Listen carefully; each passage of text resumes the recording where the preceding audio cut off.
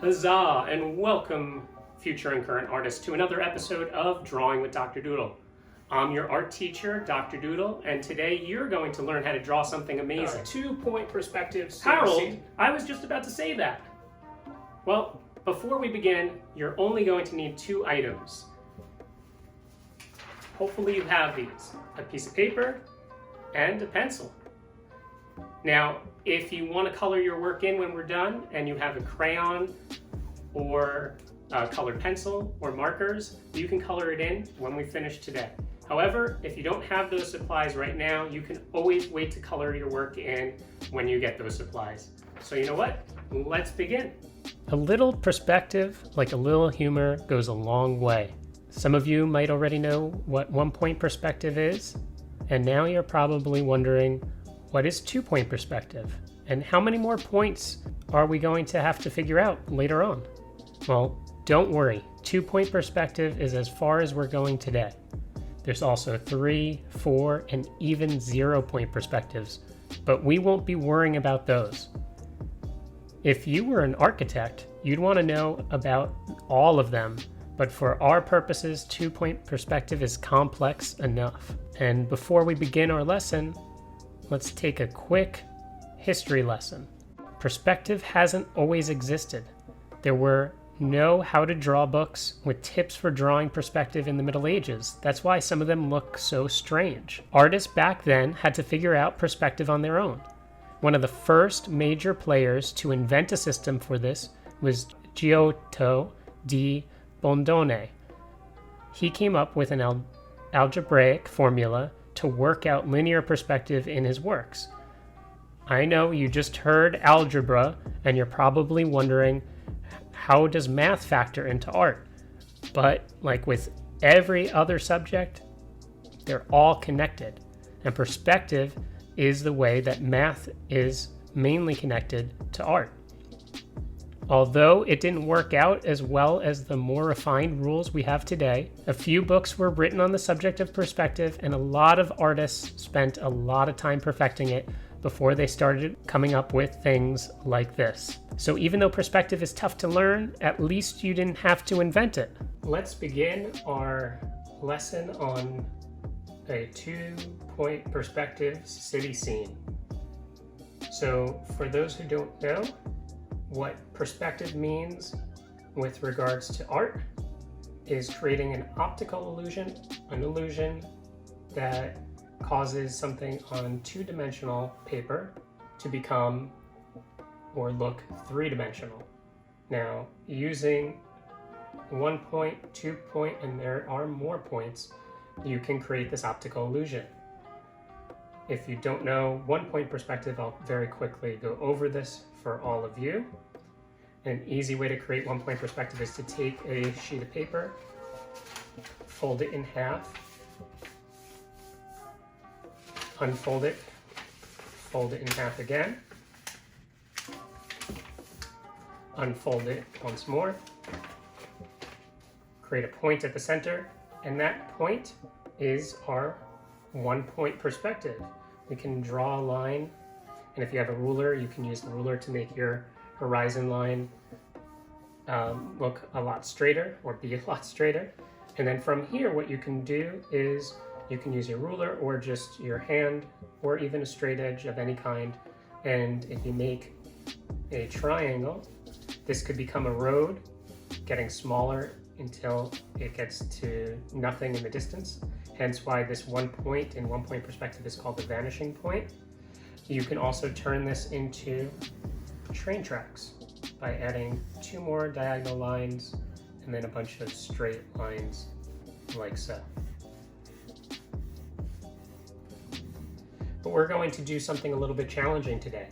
For all of you who are 6th grade and older, while this might still be a little bit challenging, it won't be as challenging for students who are in 5th grade and below.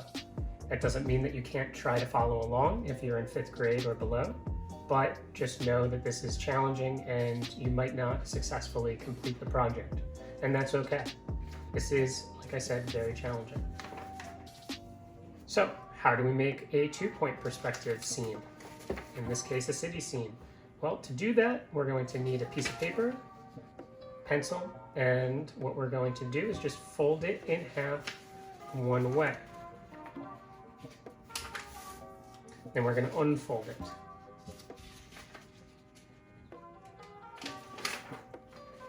From here, we're going to draw our horizon line, and we're going to make, instead of 1 point or one vanishing point, we're going to have 2 vanishing points, and we'll have them on either sides of our horizon line.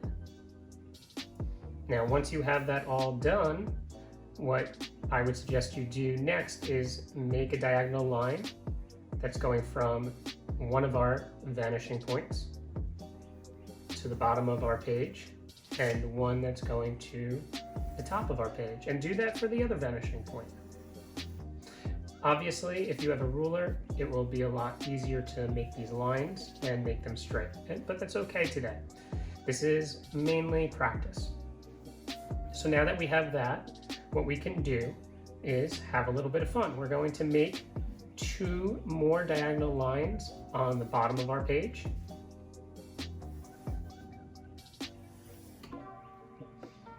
And what we're going to do now is make in the center of our page a line going straight up and down.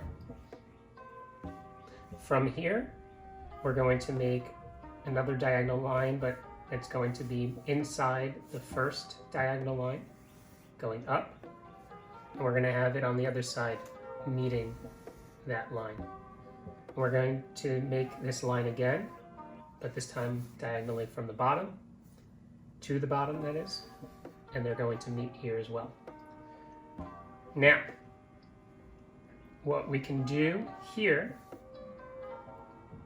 now that we have all these lines laid out, we can now start to lay out some other lines, and these lines are going to become guidelines. Most of these lines will be guidelines. Guidelines are lines that guide us to the lines that we need to make for our details. So the last couple of guidelines that we're going to make are more diagonal lines going inside now from here, and they're going to meet just like the last ones, right at the center line over here. And now that we have all the guidelines created, it's time to take our puzzle break. As an artist, it's a good idea to take a break from your work. Taking a break allows us to look at our work with fresh eyes and possibly with some new ideas. So that's why we're going to take a puzzle break. And what type of puzzles are we going to do on Drawing with Dr. Doodle? Well, we're going to tackle puzzles that I love to do. They're called rebus puzzles. Rebus is spelled R-E-B-U-S. And what is a rebus puzzle? Well, I'm glad you asked. Behind me is an example of just one, and we're going to walk through the solution to this puzzle right now. So what word do you see behind me? Well, take your time. If you guessed the word behind me is hurry, then you're half right. What direction is the word hurry going in? Well, take some more time to solve that. Well, if you guessed that the word hurry is going up, then you have half of the solution as well. So let's combine the 2 half answers or half solutions that we solved together. Hurry, so we've got the word hurry, and the word hurry is going up. And if you heard me just say that and it clicked in your head that the answer is hurry up, then you have solved this rebus. So with that out of the way, why don't you try to solve this puzzle by yourself, but you don't need to hurry up to solve this puzzle. Take your time, and if you get your parents' permission, you can email the solution to thedoodledoctor@gmail.com. Now let's get back to the lesson. Okay, if you enjoyed our puzzle for today and would like to, I hope that you enjoyed our puzzle for today. Let's get back to our lesson and begin adding our details. So what we're going to be making are a bunch of buildings in a city, the sidewalk, and the street.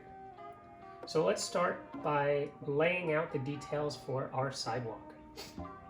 The first thing that you're going to want to do is make straight or parallel, meaning lines that go, if you don't know what parallel lines mean, they are going the same direction as other lines. So these parallel lines are going to be parallel with the horizon line, so going from left to right, or right to left. We're going to make these in, oh, I made a mistake and I apologize, so we're going to erase that line, and as you can see, because this is practice, even if it wasn't, it's okay to make a mistake if you have an eraser. So what we're going to do is make these left and right lines in the section that's not 1, 2, 3 in from the left. And this is for our sidewalk. Then we're going to make a diagonal line over here, make a diagonal line here, and then we're going to go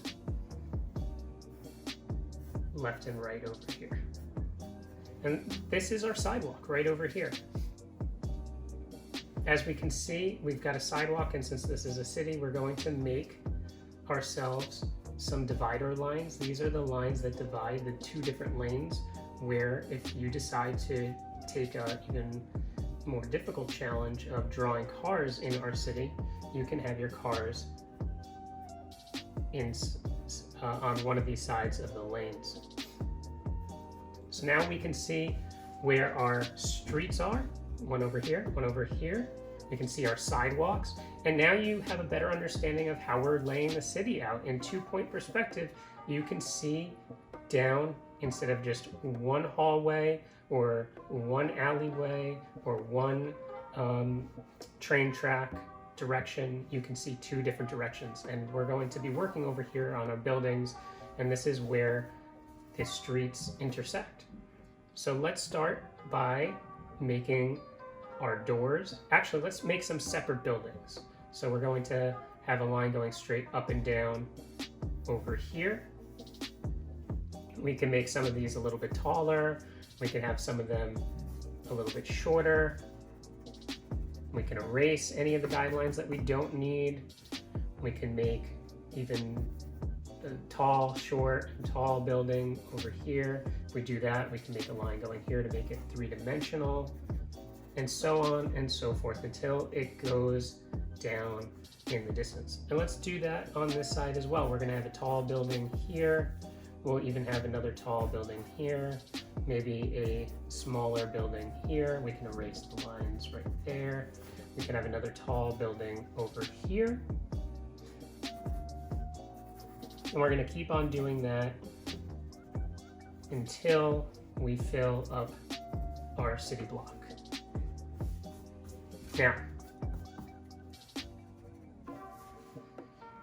Now that we have the buildings laid out, we need to lay out where the windows and the doors go. So let's add our doors first on the bottom here. This building right here will have 2 doors.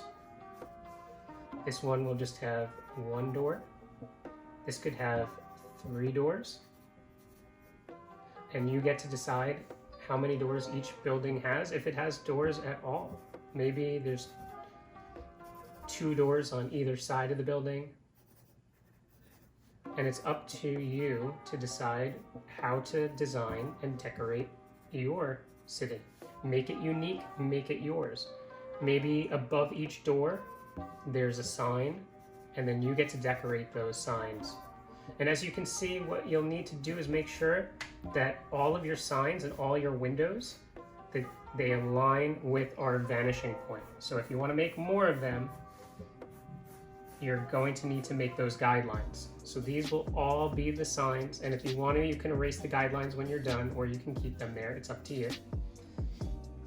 Once you have the signs, before you add those details, let's add some windows to our buildings. To do that, you're going to want to draw a bunch of different guidelines, and then you have a choice of what type of windows you want. Some of these windows could just be windows all over the building, or each building has circular windows. Maybe not all of the levels have windows. Maybe they're rectangular windows. but that's up to you. Maybe there aren't any windows. Maybe there's just a whole side of the building here is covered in graffiti of whatever type you want. Maybe that graffiti could be your initials. So in my case, Dr. Doodle DD. So let's do a D and a D. Obviously, you'll want to get more detailed as you go along. Maybe on the top of the building, we have a water tower. It's up to you. Again, you are making this yours. You're going to design it with whatever you want. In the sky, let's have some clouds. We could fill up the sky. Some clouds in the sky. Maybe we have some birds flying around. They're so far away that they look like letter M's. Maybe we have an airplane flying in the distance. It's up to you. This again is your city, and as such, your city is going to look different than others. Now, this is still very plain. I want to add some more details to this. So in the signs, let's name some of these things. Let's name the buildings. Maybe they're stores. Maybe we can name them with our friends' names. Obviously, we're going to be nice about this. We're going to be bucket fillers, and we're going to make sure that we're not making fun of anybody. But you can use your friends' names here. I love using alliteration, which means using the first letter of somebody's name or the first letter of their last name and making it the same letter as the name of the store. So if you have a friend named Ryan, you can call this Ryan's, let's do rolls, okay? Or something along the lines of that. Maybe Diana's Diner, or Pete's Pizza. Or you can name it based off of stores that you would like to be going to right now. It's up to you. Again, this is your city scene, and you get to decide how it looks. You can add even, maybe you want to be a little bit silly. Maybe you can have a monster attacking your city. It could be Godzilla, it could be your own type of monster. Maybe it is a giant squid attacking your city.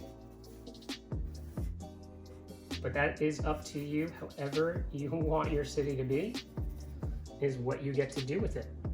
So if you feel that you're done with adding all the designs in your city, I want you, either on the back of your artwork or on the front of your artwork, to sign your name somewhere on your artwork, because we are all artists, and that's what artists do. You can use script, you can write it freehand, and then let's write the year that we created this. And now if you have colored pencils, crayons, markers of any kind, you are more than welcome to now take the time and color your work in. If you don't, it's okay. You can always come back when you get those supplies and color it in then. Now it's time for me, Harold, the extremely talented art critic, to critique your artwork. Wait, what? I didn't agree to this. I won't be too harsh. Why, thank you. What? Okay, Wait. fellow art detectives, let's get critiquing. What do you see? What do you think is happening in this artwork? What materials do you think the artist used to make this artwork? Does this remind you of anything? What questions do you have about the artwork? Pretend you can enter into the artwork. What do you see? What do you smell? What do you hear? What piece of the artwork is your favorite, and why? If you could change one thing about this artwork, what would you change? How does this artwork make you feel? Can you explain why? If you had to describe this artwork to a friend, what kind of words would you use? So, Dr. D, was that so hard now? Surprisingly, no. It wasn't hard at all. Is how hard I will critique him next time. Until next time, future and current artists, that's it for today. I hope that you enjoyed creating art with me and that I've inspired you to create as imaginative artwork in the future. If you'd like to have your work displayed on a future episode, obviously you need your parents' permission, but once you get it, you can email your artwork at thedoodledoctor@gmail.com. Well, bye!